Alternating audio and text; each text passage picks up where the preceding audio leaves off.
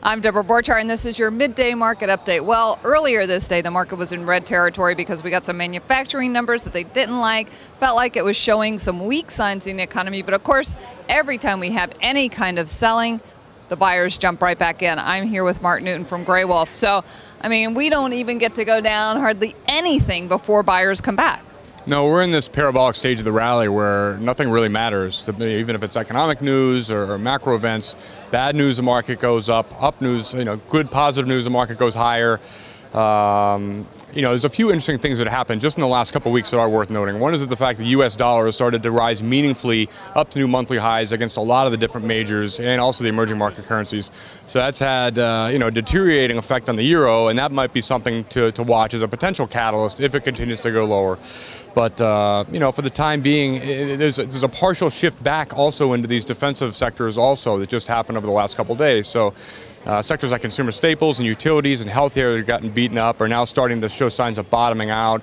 They've been the best sectors so far year to date, and over the last few weeks they've been the worst, but now they're starting to bottom out and actually show better relative strength. And so that is also interesting and different than what you'd expect in simply a pure risk-on type scenario. But that's not really a call on the market and the economy. That's more, it sounds like a valuation trade. Not at all. I mean, it's very difficult to pinpoint any sort of peak in the market at this point. There are a number of different technical negatives that still exist, but nothing really matters until price actually respects that and turns to the downside. And for the time being, the trend is up. We're overbought. We've moved up literally 16 in the last 18 trading days, 7% in the last 3 weeks. If you look at where the market bottomed out last November, we moved up nearly 24% in 25 weeks' time. So it's almost 1% average gains a week, which is incredible. These kind of times are good. They feel good, but they don't last. They never last. But it's important not to stand in the way. You have to participate. You have to be involved. Technology continues to be a sector that I think is favorable, good risk reward, is showing signs of bottoming out. Not necessarily Apple, which obviously has been pulling back a bit. Yeah, but we've seen that with Cisco. Cisco, definitely pushing the market higher. Tesla, not a tech stock, but pushing NASDAQ higher.